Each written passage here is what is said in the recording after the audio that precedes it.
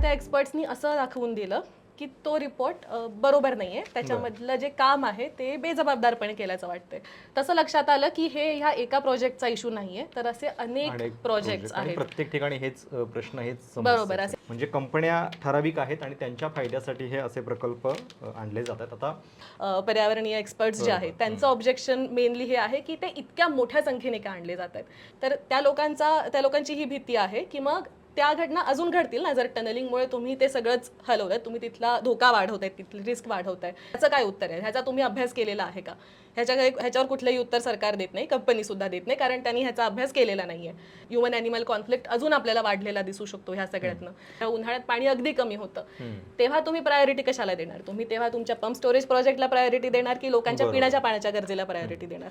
ह्याचं उत्तर कोणाकडेही नाहीये. लोक प्रत्येक ठिकाणी हेच सांगतात की आम्हाला कोणीही विश्वासात घेतलं नाही. नमस्कार, मी प्रशांत कदम. महाराष्ट्रातल्या एका अतिशय महत्त्वाच्या पर्यावरण विषयक मुद्द्याची चर्चा आज आपण करणार आहोत. आणि खरं तर हे एक वेगळ्या प्रकारचं कोलॅबरेशन आहे, ज्याची बऱ्याच दिवसांपासून आम्ही पण वाट बघत होतो. इंडी जर्नल हे सातत्यानं महाराष्ट्रातल्या पंप स्टोरेज प्रोजेक्टबद्दल वेगवेगळे ग्राउंड रिपोर्ट करत आहेत. तुमच्यापैकी काही लोकांनी ते बघितले पण असतील. एक रिपोर्ट तारडीचा होता आणि दुसरा आपल्या कर्जतमधल्या साई डोंगरचा आहे. काय नेमका हा पंप स्टोरेजचा मुद्दा आहे आणि महाराष्ट्रातली जर तुम्ही संख्या लक्षात घेतली तर कागदावरती 23 आणि अगदी एप्रिल महिन्यामध्ये स्वतः मुख्यमंत्र्यांनी जे सांगितलेलं आहे त्याच्यानुसार केवळ महाराष्ट्रामध्ये 59 अशा पद्धतीचे प्रकल्प प्रस्तावित आहेत आणि हे सगळे आपल्या सह्याद्रीच्या डोंगर रांगांमध्ये होणारे प्रकल्प आहेत. रायगड, पुणे, सातारा, कोल्हापूर सगळ्या जिल्ह्यांमध्ये हे प्रकल्प येत आहेत आणि त्याच्यातनं होणारं पर्यावरणाचं नुकसान जे आहे त्याच्याबद्दल प्रत्येक ठिकाणचे गावकरी बोलत आहेत. त्यांच्या काही समस्या ज्या आहेत त्या आपल्या सगळ्यांच्यापर्यंत पोहोचत आहेत की नाहीत, हा अतिशय महत्त्वाचा प्रश्न आहे. आणि म्हणून मला असं वाटलं की गेल्या काही दिवसापासून मी पण हे सगळे प्रोजेक्ट बघतोय, त्यांचे रिपोर्ट्स बघतोय, तर जरा हा मुद्दा जो आहे तो स्वतः त्यांच्याकडनं समजून घ्यावा.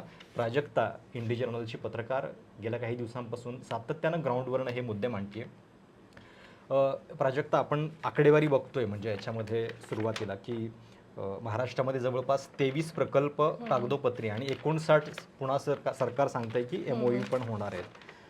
आणि अशा पद्धतीच्या पंप स्टोरेज प्रोजेक्टला सरकार असं सांगतं की हे इको फ्रेंडली आहेत, याची आपल्याला काळानुसार भविष्यात फार गरज आहे, म्हणून हे आणावे लागत आहेत. तर असं असताना तुम्हाला असं का वाटलं की या मुद्द्यावरती आपण एक सिरीज करावी आणि तुम्ही सातत्यानं हे कव्हर करताय? ओके. तर सगळ्यात आधी जेव्हा आम्ही या मुद्द्याला हात घातला तर तो त्यावेळेस अशा प्रकारे डॉक्युमेंटरी फॉर्ममध्ये पंप स्टोरेज प्रोजेक्ट्सचा विषय आणायचा किंवा त्याला जो विरोध आहे त्याबद्दल बोलायचं, अशा उद्देशाने तो सुरू नव्हता झाला. 2024च्या मार्चमध्ये जेव्हा सगळ्यात पहिली बातमी आम्ही याविषयी केली तर ती बातमी होती साताऱ्यामधल्या तारळी पंप स्टोरेज प्रकल्पाबद्दल, जो अदानीचा आहे. तर तिथं ऑलरेडी तारळी धरण आहे, जे बरंच आधीपासून बांधलेलं आहे आणि त्याचं पिण्याच्या पाण्यासाठी मुख्यत्वे आणि शेतीसाठी काही प्रमाणात असं त्याचं पाण्याचं वाटप आहे. तर या धरणावरच हा एक पंप स्टोरेज प्रोजेक्ट विकसित करायचा असं प्रस्ताव आला. त्याच्यासाठीची सगळी प्रोसेस सुरू झाली आणि मार्चच्या 2024मध्ये ह्याची जनसुनावणी अनाऊन्स झाली. तर त्याच्या आधी, जनसुनावणीच्या आधी एक एन्व्हायरमेंटल इम्पॅक्ट असेसमेंट रिपोर्ट द्यावा लागतो, जो कंपनीला करून घ्यावा लागतो की आता हा प्रकल्प ह्या भागात येणार आहे, तर त्याचा ह्या भागातल्या पर्यावरणावर मुख्यत्वे आणि मग थोडाफार सामाजिक पण मुख्यत्वे पर्यावरणावर काय परिणाम होणार आहे याचा त्यांना एक अभ्यास करावा लागतो. तर ही एकतर EIA असं म्हणतात त्याला, तर ही एकतर रॅपिड होते, म्हणजे खूप कमी काळामध्ये एखाद्या भागात जाऊन तिथं तो अभ्यास केला जातो. त्यामुळे already environmental impact assessment report किती बरोबर आहेत मोठे प्रोजेक्ट्स त्यांना मान्यता देण्यासाठी, हा प्रश्न आधीपासून आहेतच. पण त्याच्याबरोबर मार्चमध्ये आम्ही ही बातमी करण्याचं कारण होतं की जनसुनावणीच्या आधी हा जो रिपोर्ट आला आणि तो गावकऱ्यांच्या हातात पडला, त्याच्यानंतर त्यांनी तो काही एक्सपर्ट्सना दाखवला, तेव्हा त्या एक्सपर्ट्सनी असं दाखवून दिलं की तो रिपोर्ट बरोबर नाहीये, त्याच्यामधलं जे काम आहे ते बेजबाबदारपणे केल्याचं वाटतंय. असं का? तर त्यांनी असं नोटीस करून दिलं की त्याच्यामधले बऱ्याचशा गोष्टी कॉपी पेस्ट केलेल्या दिसत आहेत. म्हणजे आंध्र प्रदेशमधल्या एका कुठल्या तरी पंप स्टोरेज प्रोजेक्ट चा रेफरन्स त्याच्यामध्ये होता, त्या गावाचं नाव, त्या नदीचं नाव असं त्याच्यामध्ये काही ठिकाणी आलेलं होतं, काही ठिकाणी तारळीचं नाव होतं, काही ठिकाणी ते नाव आलं होतं. जेव्हा विचारलं असता त्यांनी नुसतं एवढंच उत्तर दिलं की अरे ते काहीतरी आमची टायपो झालेला आहे. तर एवढा मोठा प्रोजेक्ट म्हणजे 1500 मेगावॉटचा प्रोजेक्ट हा तुम्ही अप्रूव्ह करताय आणि त्याच्यासाठीचा जो रिपोर्ट बनवलेला आहे, ज्याच्या बेसिसवर सगळं पुढचं अप्रुव्हल सगळं काही ठरणार आहे, त्याच्यामध्ये कॉपी पेस्ट कसं असू शकतं किंवा त्याच्यामध्ये टायपो तरी कसा असतो, चला तुमचं ऐकायचं झालं तर. ओके. हा रिपोर्ट त्यावेळेस त्यांनी मागणी केली की तुम्ही हा रिपोर्ट मागं घ्या, परत अभ्यास करा, परत जनसुनावणी घ्या. पण हे काही ऐकलं नाही, जनसुनावणी तशीच पुढे रेटली आणि यानंतर आम्ही सगळ्यात पहिली बातमी इंडी जर्नलने ही केली. तर त्यावेळेस pump storage project as a concept माहिती होतं, देशात बाकी ठिकाणी ते होतंय, कुठेतरी काहीतरी MOU झाल्याचं वाचलं होतं, पण ओव्हरऑल इन डेप्थ ह्याचं नक्की काय आहे हे त्यावेळेस एवढं स्पष्ट नव्हतं. पण आता ह्या बातमीनंतर त्या गावातल्या लोकांशी जोडलो गेलो, काही अजून एक्सपर्ट्सशी जोडलेलो होतो, त्यांच्याशी जसं बोलत गेलो आणि मग हे फॉलो जसं करत गेलो तसं लक्षात आलं की हे ह्या एका प्रोजेक्टचा इश्यू नाहीये, तर असे अनेक प्रोजेक्ट्स आहेत. प्रत्येक ठिकाणी हेच प्रश्न, हेच बरोबर, असे अनेक प्रोजेक्ट्स येत आहेत आणि ह्यातल्या वेगवेगळ्या ठिकाणी बघितलं तर जी काही प्रक्रिया असते, जी पार पाडणं गरजेचं असतं, तर त्या प्रत्येक ठिकाणी या प्रक्रियेत काही ना काहीतरी त्रुटी आहेत, काही ना काहीतरी प्रॉब्लेम्स आहेत हे आढळून आलं आणि त्याच्यानंतर आम्ही हे इन डिटेल ह्याच्यावर रिपोर्टिंग करायचं ठरवलं. ओके. म्हणजे आता हा जो एक माझ्या हातामध्ये कागद आहे, याच्यामधली महाराष्ट्रातल्या पंप स्टोरेज प्रकल्पांची यादी आहे. 23 प्रकल्प आहेत आणि अदानी असतील, त्याच्यानंतर मेघा इंजिनिअरिंग आहे, त्याच्यानंतर टाटा पॉवर, अवादा, अशा सगळ्या कंपन्या. काही ठिकाणी PSU पण आहेत, पण PSUचा मला वाटतं एकच प्रकल्प दिसतो याच्यामध्ये, THDC इंडिया लिमिटेड. म्हणजे कंपन्या ठराविक आहेत आणि त्यांच्या फायद्यासाठी हे असे प्रकल्प आणले जातात. आता मुळात आपण कन्सेप्ट समजून घेऊयात की पंप स्टोरेज प्रोजेक्ट जे आहेत त्याची आवश्यकता सरकारला का वाटते आणि याचं जे देशभरातलं चित्र आहे त्याचे नेमके आकडे काय सांगतात की हे किती वेगानं पुढे चाललेलं आहे. ओके, तर पंप स्टोरेज प्रोजेक्ट म्हणजे काय जर आपण बघितलं तर ह्याला एक वॉटर बॅटरी म्हणून बघितलं, पाण्याची बॅटरी म्हणून त्याच्याकडे सध्या तरी बघितलं जाते. त्याच्यामध्ये काय असतं की 2 रिझर्व्हॉयर असतात पाण्याचे, एक खाली असतो, एक वर उंचीवर असतो. तर खालच्या रिझर्व्हॉयरमध्ये साठवलेलं पाणी हे टनल्सच्या माध्यमातून वर चढवलं जातं, अर्थात विजेचा वापर करून ते वर चढवलं जातं आणि मग ते वर साठवलेलं पाणी परत खाली सोडून त्या खाली सोडलेल्या पाण्यातनं जसं आपण हायड्रो पॉवर इलेक्ट्रिसिटीची निर्मिती होते तसं टर्बाईन्समधून ते जाऊन त्याच्यातून वीज निर्मिती केली जाते. आता ह्याचं काय म्हणणं आहे की हे वॉटर बॅटरी म्हणून का वापरलं पाहिजे, की जेव्हा की विजेची डिमांड कमी असते तेव्हा सौर ऊर्जा असेल किंवा मग विंड एनर्जी असेल तर ही वाया जाऊ शकते, कारण त्याचं प्रोडक्शन जे आहे ते सतत सुरू असतं, पण आता डिमांड कमी असल्यामुळे ती वापरली नाही जात. तर तिचा वापर करून आपण कमी डिमांड असते तेव्हा हे पाणी वर चढवायचं आणि जेव्हा डिमांड वाढते तेव्हा ते खाली सोडून परत अजून वीज निर्मिती करायची, म्हणजे ते बॅटरीसारखं काम करेल. पण आता आपल्याकडे आता अपारंपरिक ऊर्जा स्रोतावरती जास्त भर दिला जातोय, तर ती जी ऊर्जा तयार होतीये तिचं नियमन करण्यासाठी थोडक्यात असे प्रोजेक्ट गरजेचे आहेत की जे बॅटरी म्हणून काम करतील आणि ज्यावेळी डिमांड जास्त आहे त्याच वेळी ते विजेची निर्मिती करतील, अशा पद्धतीनं. बरोबर. सो हे सतत ती वीज त्या ह्याच्यामध्ये राहील, ती वीज वाया नाही जाणार. ग्रिड बॅलन्सिंग साठी हे आणले जातात असं म्हटलं जातं. स्वतः वीज तयार करत नाहीत, हे फक्त बॅटरी सारखं काम करतात. बरोबर, हो. म्हणजे ते पाणी चढवायला वीजच वापरतायत आणि मग ते साठवलेलं पाणी वापरून परत. या सगळ्यासाठी सह्याद्री का, म्हणजे जो बायोडायव्हर्सिटीसाठी जगभरामध्ये इतका प्रसिद्ध आहे आणि त्याची जी समृद्धी आहे ती म्हणजे इतकी असताना या सह्याद्रीमध्ये हे अशा पद्धतीचे प्रकल्प होणं, हे त्याचं कारण काय नेमकं? बरोबर. तर मुख्यमंत्री देवेंद्र फडणवीस हे महाराष्ट्रात पंप स्टोरेज प्रोजेक्टसाठी खूप पुश करतायत आणि ते सतत सांगतायत की महाराष्ट्राला जर क्लीन एनर्जी, जर स्वच्छ ऊर्जेसाठी काहीतरी एक जे मुख्य जर साधन असेल तर ते हे पंप स्टोरेज प्रोजेक्ट आहे असं ते म्हणतायत. ते म्हणतात त्यासाठी महाराष्ट्राचा भूगोल जो आहे तो अत्यंत फेवरेबल आहे, अत्यंत सुटेबल आहे, कारण आपल्याकडे सह्याद्री आहेत. तर साधारणपणे असे जे पंप स्टोरेज प्रोजेक्ट्स आहेत तर ते व्यवस्थित चालण्यासाठी आणि हे खालचं रिझर्व्हॉयर, वरचं रिझर्व्हॉयर हे सगळं वर्क होण्यासाठी 150 ते 800 मीटर पर्यंतची उंची लागते, जी आपल्या सह्याद्रीमध्ये अर्थातच मिळते आणि त्यामुळे त्यांना असं वाटतं की सह्याद्रीमध्ये आपण अशा प्रकारचे प्रोजेक्ट्स आणू शकतो. आता आपण जर म्हटलं की मग पंप स्टोरेज प्रोजेक्टलाच विरोध आहे का, किंवा जर अशा प्रकारे आपण क्लीन एनर्जी साठवू शकतो किंवा त्याच्यासाठी आपण अशा प्रकारचा जर पर्याय शोधू शकतो तर का नाही. तर पंप स्टोरेज प्रोजेक्टलाच विरोध असण्याचं काही कारण नाही. जगभरात बऱ्याच ठिकाणी पंप स्टोरेज प्रोजेक्ट्स वापरले जातात, बांधलेले आहेत, काही ठिकाणी ते सक्सेसफुली चालत सुद्धा आहेत. मात्र सह्याद्रीमध्ये ते आणले जात आहेत. त्याचं एक मुख्य त्याचं ऑब्जेक्शन असं आहे, जे फक्त आपलं नाही आहे, म्हणजे अनेक पर्यावरणीय एक्सपर्ट्स जे आहेत त्यांचं ऑब्जेक्शन मेनली हे आहे की ते इतक्या मोठ्या संख्येने का आणले जात आहेत. म्हणजे आता सुरुवातीला तुम्ही जे मेन्शन केलं की नुकतंच स्वतः मुख्यमंत्र्यांनी हे ट्विट करून सांगितलेलं आहे की 59 प्रोजेक्टचे सध्या MOUs साईन झालेले आहेत. म्हणजे 59 प्रोजेक्ट इनिशिएट झालेले केवळ आहेत महाराष्ट्रातले म्हणतो फक्त महाराष्ट्रात, आणि त्यातले बहुतांश हे सर्व सह्याद्रीमध्येच आहेत. आपण जर बघितलं तर एका तालुक्यात किंवा एका जिल्ह्यात, आता साताऱ्यात सध्या आपल्याला माहिती असलेले 3 प्रोजेक्ट्स आहेत जे प्रस्तावित आहेत. त्यातलं एकाचं काम सुरू आहे, 1-2 आता प्रक्रिया बाकीच्या सुरू आहेत. जुन्नरमध्ये 2-3 प्रोजेक्ट्स आहेत, कर्जतमध्ये 2-3 प्रोजेक्ट्स आहेत.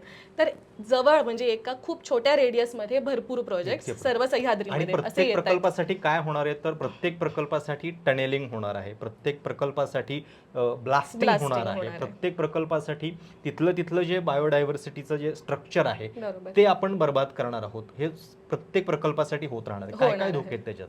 आता ह्या प्रोजेक्टसाठी की पहिली डॉक्युमेंटरी आणि दुसरी डॉक्युमेंटरी जी काही केली, तर त्यासाठी ज्या असंख्य लोकांशी बोललो, तर पर्यावरणावर त्याचा होणारा सर्वात मोठा परिणाम म्हणजे एकतर तुम्ही आता जे मेन्शन केलं की ब्लास्टिंग खूप मोठ्या प्रमाणात ह्याच्यात होणार आहे. कारण पाणी वर नेण्यासाठी ते टनलिंग करणं आवश्यक आहे. टनलिंग ब्लास्टिंग शिवाय होत नाही. आणि हे जे सर्व भाग आहेत, आपण बघतोय गेल्या काही वर्षात भूस्खलनाचं प्रमाण बरंच महाराष्ट्रात वाढलेलं आहे. स्पेशली ज्यावेळेस पाऊस खूप जास्त होतो, म्हणजे आता माळीणसारखी दुर्घटना होते, किंवा आपल्याकडे पावसाचा पॅटर्नही बदललेला आहे की म्हणजे खूप छोट्या टाइम पिरियडमध्ये, खूप छोट्या कालावधीत खूप जास्त पाऊस पडतो आणि त्याच्यामुळे भूस्खलनाचा धोका वाढतो. तर अशा ह्याच्यात ह्या ब्लास्टिंगमुळे ऑलरेडी हे जे काही भाग आहेत, जसं की तारळीचा जो अपर रिझर्वॉयर आहे, तर तिथं काही भागामध्ये तिथले जे गावं आहेत जे बाधित होणार आहेत, तिथल्या लोकांना ऑलरेडी पावसात थोडंसं बाजूला नेऊन दुसऱ्या ठिकाणी शिफ्ट केलं जातं, कारण इथं धोका होऊ शकतो, हा भाग दरड प्रवण आहे असं म्हणून. मग अशाच भागात टनलिंग जर केलं, पुन्हा टनलिंग केलं तर काय, आता कर्जतचाही जेव्हा केला तेव्हा त्याच्या आजूबाजूच्या भागामध्ये भूस्खलनाच्या घटना घडतायत जंगलात. तर त्या लोकांची ही भीती आहे की मग त्या घटना अजून घडतील ना, जर टनलिंगमुळे तुम्ही ते सगळंच हलवताय, तुम्ही तिथला धोका वाढवताय, तिथली रिस्क वाढवताय, तर म्हणजे आजूबाजूची गावं आहेत तर त्यांच्यासाठीचा धोका वाढेल. तर त्याचं काय उत्तर आहे, ह्याचा तुम्ही अभ्यास केलेला आहे का? ह्याच्यावर कुठलंही उत्तर सरकार देत नाही, कंपनी सुद्धा देत नाही, कारण त्यांनी ह्याचा अभ्यास केलेला नाहीये. दुसरा महत्वाचं आहे की हे जे सर्व प्रोजेक्ट्स येतात, सह्याद्रीतला बराचसा भाग आपल्याला माहिती आहे की रिझर्व्ड फॉरेस्टमध्ये येतो, की तिथं अभयारण्य आहे, तिथं अशी प्रोटेक्टेड फॉरेस्ट एरियाज आहेत, जसं की तारळी जो प्रकल्प आहे त्याच्या जवळच आपला सह्याद्री व्याघ्र प्रकल्प आहे. मग जो कर्जतचा जो प्रकल्प आहे तो भीमाशंकरच्या जवळ आहे, आणि त्याचा आजूबाजूचा भागही काही येतो जिथं सुद्धा जंगल आहे, जिथल्या जंगलांमध्ये तिथं जवळ राहणाऱ्या आदिवासींचे वनहक्क आहेत, तर तिथं सुद्धा तो जंगलाचा भाग येतो. आणि परत जुन्नरमध्ये काही जे प्रकल्प येतात तिथं सुद्धा हरिश्चंद्रगड कळसुबाई अभयारण्याचा भाग येतो. तर अभयारण्यामध्ये एका अर्थाने तुम्ही फॉरेस्ट क्लिअरन्सेस घेऊन ते सुद्धा व्यवस्थित प्रक्रिया फॉलो न करता, ज्या आदिवासींचे वनहक्क आहेत त्या जंगलामध्ये त्यांची व्यवस्थित संमती न घेता अशा प्रकारचे हे क्लिअरन्सेस, सर्व परवानग्या दिल्या जात आहेत. आणि अजून एक मोठा मुद्दा म्हणजे आता ही जी मी नावं घेतली, तर ही जी सर्व जंगल आहेत, हे जे सर्व प्रोटेक्टेड एरियाज आहेत ते कुठेतरी कनेक्टेड आहेत. आपले जे मोठे प्राणी असतात जंगलातले, कंटिन्युटी आहे, अगदी पूर्ण नसली तरी काही कॉरिडोर्स मधून ते कनेक्टेड आहेत. आणि जे मोठे वन्य प्राणी असतात, म्हणजे वाघ असतील, बिबटे असतील, तर हे सर्व मायग्रेटिंग प्राणी आहेत, ते एका ठिकाणी नाही राहत, ते सतत स्थलांतर करत असतात एका जंगलातून दुसऱ्या जंगलात. तर जर त्यांच्या म्हणजे अगदी जंगलात तुम्ही प्रोजेक्ट नाही करत आहात, पण 2 जंगलांच्या मध्ये जर तुम्ही हा प्रोजेक्ट करून ते कॉरिडोर्स जर तुम्ही नष्ट करत असाल, तर ते प्राणी एका जंगलातून दुसऱ्या जंगलात कसे जातील, आणि मग ते जाताना ते अजून मनुष्यवस्तीच्या एखाद्या जवळ येतील. आपण ऑलरेडी बघतोय की बिबट्या आणि मानव संघर्ष जो आहे तो इतका वाढलेला आहे. तर अशा प्रकारचा संघर्ष, ह्युमन ॲनिमल कॉन्फ्लिक्ट अजून आपल्याला वाढलेला दिसू शकतो ह्या सगळ्यातनं. आणि तिसरा एक मोठा पर्यावरणीय धोका ह्याच्यातून आहे की तो भूकंप प्रवण क्षेत्र बनण्याची शक्यता आहे. आपण बघितलं महाराष्ट्रात की कोयना धरण जेव्हा बांधलं गेलं तेव्हा त्या भागातला जो साइझमिक ऍक्टिव्हिटी आहे त्या भागातली भूकंप प्रवण असण्याची शक्यता खूप जास्त वाढली. आणि आपण बघतो की छोटे छोटे भूकंप तिथं सारखे होत असतात जे आधी होत नसत. जर एवढ्या मोठ्या प्रमाणात आपण पंप स्टोरेज प्रकल्प बांधतोय, म्हणजे आपण इतके सारे रिझर्वॉयर्स, म्हणजे प्रत्येक प्रकल्पामागे 2 रिझर्वॉयर असे आपण तयार करतोय, म्हणजे इतकं पाणी आपण सह्याद्रीमध्ये साठवतोय. ह्या पाण्याच्या साठ्यामुळे जमिनीवरचा ताण वाढून आपण ही गॅरंटी देऊ शकतो का की तिथं भूकंप अजून होणार नाहीत? हा प्रश्न सुद्धा अनेक एक्सपर्ट्सनी विचारलेला आहे, पण अर्थात त्याच्यावर सुद्धा काहीच उत्तर नाही, कारण ह्या सगळ्याबद्दल कुठल्याच रिपोर्टमध्ये त्यांनी केलेल्या कुठल्याच अभ्यासात काही उल्लेख आढळत नाही. ओके. आणि पुन्हा पाण्याची प्रायोरिटी ठरवण्याची सुद्धा वेळ काही प्रसंगामध्ये येऊ शकते. म्हणजे आपल्याकडे जेव्हा पाण्याचं दुर्भिक्ष्य असतं त्यावेळी नेमकं काय होणार आहे, म्हणजे जिथं पाणीच प्यायला नाहीये बरोबर. अशा वेळी हे म्हणजे प्रकल्प तेव्हा थांबणार आहेत का? त्याचं उत्तर काय आहे नेमकं? त्याचा आता हा प्रश्न सगळ्यात आधी तारळीचा रिपोर्ट केला तेव्हा तिथल्या ग्रामस्थांनी विचारला होता. तारळी जे धरण आहे ते मुख्यत्वे पिण्याच्या पाण्यासाठी त्याची योजना करण्यासाठी बांधलं गेलं होतं. तिथलं पाणी म्हणजे ते साताऱ्यात धरण असलं तरी हो, सांगलीच्या पार सांगलीपर्यंत जातं. जतपर्यंत वगैरे जातं, जिथं पाण्याचं दुर्भिक्ष आहे. तासगाव आणि ह्या सगळ्या भागातून जातं, ज्या सगळ्या भागामध्ये या धरणामुळे एका अर्थाने सुबत्ता आली असं ते म्हणतात, की पिण्याचं पाणी मिळालं, थोडंफार बरोबर. शेतीसाठी पाणी मिळालं ह्या धरणामुळे. ते गावकरी सांगतात की ह्या धरणाच्या पाण्याचं पूर्ण वाटप झालेलं आहे. त्यांनी आम्हाला सांगितलं की ह्या गावामध्ये झालेलं, इथं पाणी जातं, तिथं पाणी जातं, हे कालवे आहेत. तर मग आता ते प्रश्न विचारतायत की मग इतकं हे सगळं पाणी ऑलरेडी वाटप झालेलं आहे, हे सगळं जातंय, तर मग इथं तुम्ही कुठलं पाणी साठवून ठेवणार आहात? बरं ठीक आहे, जेव्हा पावसाळ्यात पूर्ण धरण भरलेलं असतं तेव्हा तुम्ही काही पाणी साठवताय आणि ते पाणी आणि तरी पण थोडं पाणी साठवून तुम्हाला तरी सुद्धा पाणी सोडता येतंय. पण जेव्हा हळूहळू पाणी कमी होत जातं पाऊस संपल्यानंतर, जेव्हा उन्हाळ्यात पाणी अगदी कमी होतं, तेव्हा तुम्ही प्रायोरिटी कशाला देणार? तुम्ही तेव्हा तुमच्या पंप स्टोरेज प्रोजेक्टला प्रायोरिटी देणार की लोकांच्या बरोबर. पिण्याच्या पाण्याच्या गरजेला प्रायोरिटी देणार?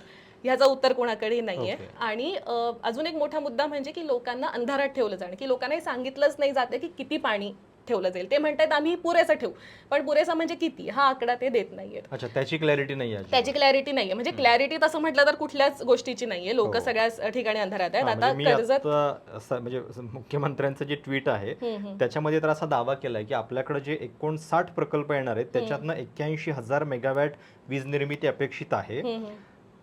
4.5 लाख कोटी इतकी गुंतवणूक आणि त्याच्यातनं 1.5 लाख रोजगार जवळपास निर्माण होणार आहेत. म्हणजे आकडे तर फार मोठे आहेत. म्हणजे एवढा मोठा रोजगार तयार होणार आहे. कोणत्या प्रकारचा रोजगार हा प्रश्न आहे. आता जेव्हा आम्ही कर्जतला गेलो होतो तेव्हा तिथेही आता कर्जतला त्या गावामध्ये जे लोक राहतात तर त्यांच्या घरातली मुलं वगैरे बऱ्याचदा कर्जतच्या जवळची गाव आहे. ती मुलं बऱ्याचदा कर्जतला किंवा मुंबईला नोकरीसाठी असतात आणि विकेंड्सना ती गावी येतात. पण त्यांची कुटुंब अजून गावी आहेत, त्यांची शेतं गावी आहेत. ते म्हणतात की ठीक आहे तुम्ही म्हणताय की रोजगार द्याल, पण कोणत्या प्रकारचा रोजगार? स्टोरेज प्रोजेक्ट सारख्या एखाद्या ठिकाणी एक पर्टिक्युलर प्रकारचाच रोजगार लागतो. तशा प्रकारचे स्किल असलेले तुम्हाला लोक तिथं लागतील. तशा प्रकारचे स्किल लोक तुम्हाला गावात मिळणार आहेत का? आणि काय तुम्ही फक्त गावातल्या लोकांना तिथं रोजगार देणार आहात का? तुम्हाला तसे इंजिनियर्स आणि तसे सगळे लागणारे लोक गावात मिळणार आहेत का? आता ज्या ज्या ठिकाणी काम चालू आहे त्यातल्या 2 ठिकाणी तर तुम्ही स्वतः जाऊन रिपोर्ट तयार केलेला आहे. तुम्हाला तिथं काय दिसलं प्रत्यक्षात? हे जे दावे केले जात आहेत त्याची अंमलबजावणी होतीये का? आणि मुळात लोक तिथं काय सांगतायत नेमके? काय प्रकारच्या समस्या? लोक प्रत्येक ठिकाणी हेच सांगतात की आम्हाला कोणीही विश्वासात घेतलं नाही. म्हणजे सगळ्यात मोठा मुद्दा हा आहे. आपल्याकडे तसं तर कुठल्याही प्रकल्पाच्या बाबतीत जेव्हा कुठलंही आंदोलन होतं तेव्हा हा खूप मोठा मुद्दा असतो की आम्हाला कोणी काही विचारलं नाही, हे लोक सांगतात. हे जे काही प्रकल्प येत आहेत त्या बाबतीत तर लोकांना पूर्णपणे अंधारात ठेवलेलं दिसतं, की अगदी शेवटचं जेव्हा त्यांना गरज पडत नाही, जोपर्यंत की तिथं आता काम सुरू होणार आहे किंवा जनसुनावणी करावीच लागणार आहे, तोपर्यंत लोकांना बऱ्यापैकी अंधारात ठेवलं जातं. त्यांना असं थोडंसं वेगळी सांगितलं जातं की काहीतरी प्रकल्प येणार आहे. म्हणजे आता आम्ही एक 3रा भाग करतोय जुन्नर मधला, तर तिथं आम्ही काही महिन्यांपूर्वी गेलो तेव्हा काहीतरी प्रकल्प येणार आहे एवढंच तिथल्या लोकांना माहिती होतं. नक्की काय प्रकल्प आहे, काय होणार आहे हे माहित नव्हतं. आणि अचानक तिथं बोर्ड्स लागल्यावर त्यांना लक्षात आलं की जेव्हा आता काम सुरू होणार आहे किंवा आता काहीतरी सर्वे सुरू होणार आहे तेव्हा त्यांना लक्षात आलं की नक्की काय प्रकल्प आहे. तर सगळ्यात आधी त्यांचं हेच म्हणणं आहे की नक्की काय होतंय हे आम्हाला माहित नाही, आम्हाला अंधारात ठेवलं जाते, आम्हाला कोणतीही प्रक्रिया फॉलो केलेली दिसत नाहीयेत. कारण हे जे रिपोर्ट्स असतात त्याच्यामध्ये सुद्धा गावाची नावं नीट नसतात, गावाची नावं काहीतरी वेगळीच असतात बऱ्याचदा. कर्जतला त्यांच्या लक्षात आलं की आमच्या गावाचं नाव ह्याच्यात नाही, पण आमचं गाव बाधित होताना दिसतंय आम्हाला प्रत्यक्ष. सर्वेक्षणासाठी तिथं जे लोक येतात कर्जतला स्पेशली आम्हाला हे लक्षात आलं की ते सर्व हिंदी भाषिक होते.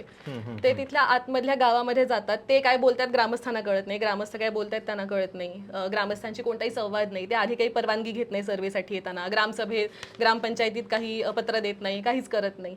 तर त्यांचं असंच म्हणणं की आम्हाला कोणी विचारतच नाहीये. म्हणजे तुम्ही इथं आमच्या बाजूला एखादा प्रकल्प करताय किंवा तुम्ही आम्हाला कदाचित तिथून हटवणार आहात, पण ह्याबद्दल तुम्ही आम्हाला कधी सांगणार आहात? अजून एक ग्रामस्थांचं म्हणणं आहे की ज्या प्रकारे जमिनी घेतल्या जात आहेत ते सुद्धा अतिशय एक तर संशयास्पद आहे किंवा चुकीचंच आहे पूर्ण. जसं की तारळीमध्ये वरचा जो रिझर्व्हॉयर आहे त्यासाठी जमिनी जेव्हा त्यांचं अधिग्रहण करायची वेळ आली तर ते जो आपला आहे 2013चा जो रिहॅबिलिटेशन ऍक्ट आहे की प्रकल्पासाठी जमीन घ्यायची असेल तर कशी घ्यायची, त्यासाठी कशी ट्रान्सपरन्सी गरजेची आहे, त्याच्यासाठी जो मोबदला दिला पाहिजे तो कसा असला पाहिजे, ह्या सगळ्याचे नियम त्याच्यामध्ये. पण हा जो कायदा हा त्याच्यासाठी वापरला नाही जात आहे. त्यासाठी ते थर्ड पार्टीतर्फे काहीतरी वेगळ्या कारणासाठी जमीन ॲक्वायर करू बघतायत.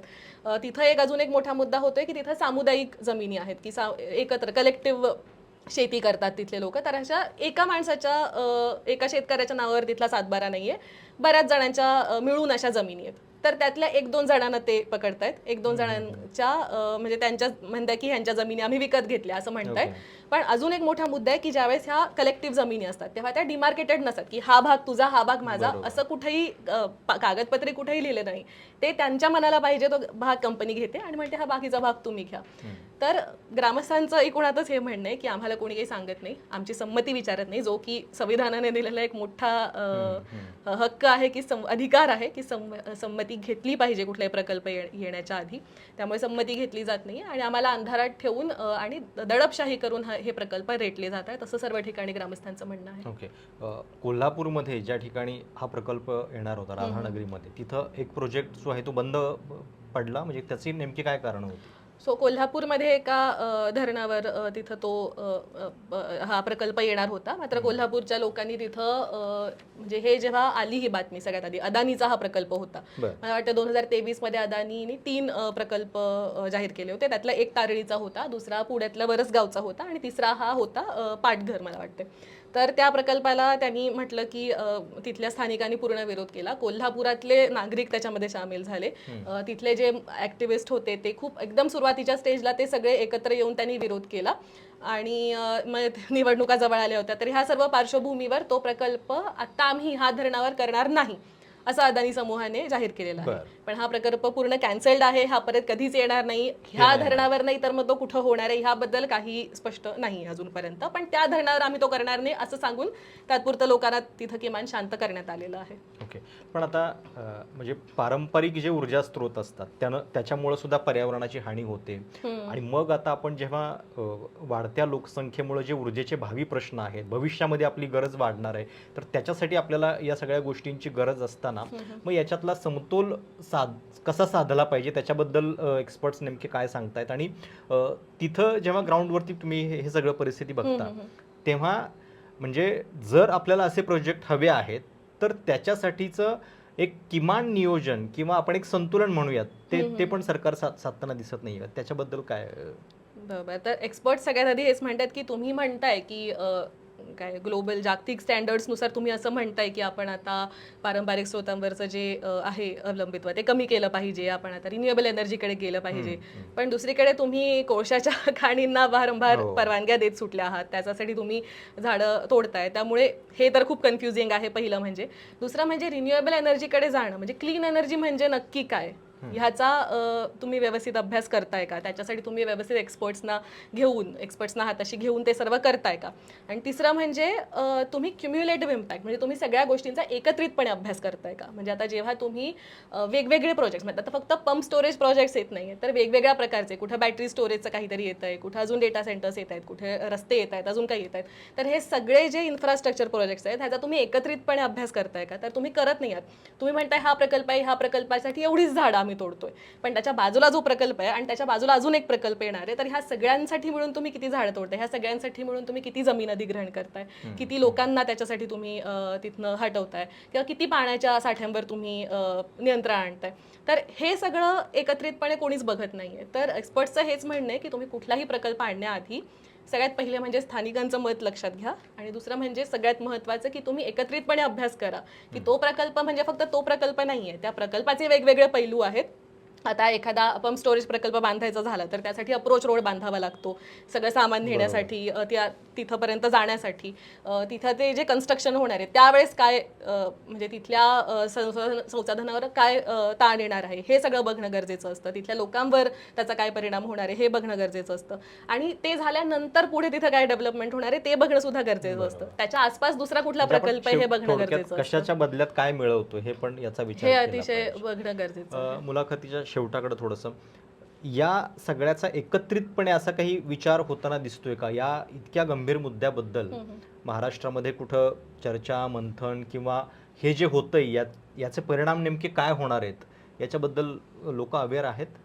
नाही आहेत, म्हणजे स्पष्टपणे सांगायचं तर नाही आहेत. आपण बघतो की छोट्या छोट्या पॉकेट्समध्ये तेवढ्या पुरतं स्थानिकांचा विरोध होतोय आणि त्यांना मोठं चित्र दाखवायला कोणी अवेलेबल नाही आहे आणि त्यांना बाकी गोष्टींबद्दल जागरूक करायला पण कोणी नाही. काही ठिकाणी अगदी तळमळीने तिथले स्थानिक तरुण आहेत जे काम करतायत, जसं की आम्ही कर्जतमध्ये बघितलं की त्यांनी इतका अभ्यास केलेला आहे, ते सतत पत्र लिहित असतात, ते सतत वॉच ठेवून असतात की काय होतंय. पण प्रत्येक ठिकाणी तिथले तरुण आहेत, तिथले काही तरुण शिकलेले आहेत, काहींना ऍक्सेस आहे, तर ते करतायत. पण बाकी ठिकाणी सगळीकडे एवढं अवेअरनेस नाहीये की आम्हाला विरोध करायचा आहे तरी कसा करायचा आणि नक्की कशाला आम्ही विरोध करतोय हे बऱ्याच ठिकाणी लोकांना माहिती नाही आणि त्यांना गाईड करण्यासाठी कोणी उपलब्ध नाहीये. आणि मला वाटतं की ओव्हरऑलच जर आपण बघितलं की स्पेशली ह्या विषयाकडे आता श्रमिक हे जे डॉक्युमेंट जे आहे ते श्रमिक मुक्ती दलाने तयार केलेले तर ते ह्याच्यासाठी काम करतायत. काही एक्सपर्ट्स आहेत जसे की श्रीपाद धर्माधिकारी म्हणून आहेत, ते ह्याच्यावर काम करतायत. पण असे काही लोक सोडले, काही चेहरे सोडले तर मोठ्या स्केलवर ह्याच्यासाठी काम किंवा ह्याच्यावर बोलणारं सध्या कुणीच नाहीये की जे लोकांना ह्याच्याबद्दल गाईड करू शकतं की वेगवेगळ्या ठिकाणी जे प्रोजेक्ट होत आहेत तर नक्की लोकांनी कसं अप्रोच केलं पाहिजे ह्याला, लोकांना किमान कळलं तरी पाहिजे की आपल्याकडे काय होतंय. हे करण्यासाठी कोणीही सध्या आपल्याला दिसत नाहीये. त्यामुळे लोकांमध्ये अवेअरनेस खूप कमी आहे. आणि दुसरं म्हणजे माध्यमांमध्ये सुद्धा ओव्हरऑल जर आपण बघितलं तर हा विषय इतका कव्हरेज झालेला आपल्याला दिसत नाही. अगदी काही तुरळक बातम्या काही ठिकाणी आलेल्या सोडल्या तर डिटेलमध्ये कुणी ह्याच्याबद्दल आवाज उठवणं सोडा, पण ह्याच्याबद्दल बोललंही जात नाही की 59 पंप स्टोरेज प्रोजेक्ट्स महाराष्ट्रात सह्याद्रीमध्ये येत आहेत. ही इतकी मोठी गोष्ट आहे, पण हे कोणीही बोलत नाही. मुख्यमंत्री स्वतः ट्विट करतायत, हे सगळ्यांच्या समोर आहे. मग ह्याच्यावर का काही कव्हरेज होत नाहीये, हा मोठा मुद्दा आहे. तर प्रश्न गंभीर आहे आणि प्रत्येक ठिकाणी जर पुन्हा पुन्हा स्थानिकांच्या त्याच समस्या समोर येत असतील तर याच्यामध्ये काही एक पॅटर्न आहे का आणि हे सरसकटपणे आपण जे करतोय त्याच्यातनं आपल्याला भविष्यात होणारे लाभ नेमके किती फायद्याचे आहेत हे सगळं या सगळ्या निमित्तानं लक्षात घेतलं पाहिजे. म्हणजे प्रत्येकच गोष्ट जेव्हा अशा पद्धतीनं विध्वंसक वृत्तीनं करायची असते तेव्हा त्याला आवरणं जी आहेत ती खूप चांगली घातली जातात. याही बाबतीमध्ये हेच होतं आहे का? म्हणजे पंप स्टोरेज प्रोजेक्टची जी आवश्यकता आहे ती काळानुसार हवी आहे, आपण त्याला क्लीन एनर्जीचं रूप देतो आहे, पण प्रत्यक्षात त्याच्या बदल्यात होणारं जे नुकसान आहे त्याचा देखील विचार झाला पाहिजे. आणि ज्या सह्याद्रीचा आपण एरवी कथा कादंबऱ्यामधून आणि महाराष्ट्राच्या अस्मितेसाठी गौरव करतो त्या सह्याद्रीमध्ये जर एका वेळी हे 59 म्हणजे खरं तर आकडा ऐकल्यानंतर सुद्धा धस्स व्हायला पाहिजे की इतक्या मोठ्या पद्धतीनं हे प्रकल्प येत आहेत आणि आपण त्याच्याबद्दल फारशी चर्चा जी आहे ती कुठे करताना दिसत नाही आहे. म्हणून हा प्रयत्न होता. इंडी जर्नल गेल्या काही महिन्यांपासून सातत्याने या सगळ्याबद्दल रिपोर्ट्स करतं आहे, भूमिका मांडतं आहे.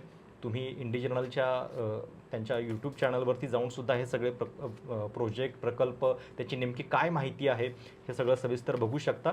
आणि या निमित्तानं आपण या सगळ्याबद्दल अधिक बोलत राहिलं पाहिजे एवढंच म्हणतो. थँक्यू.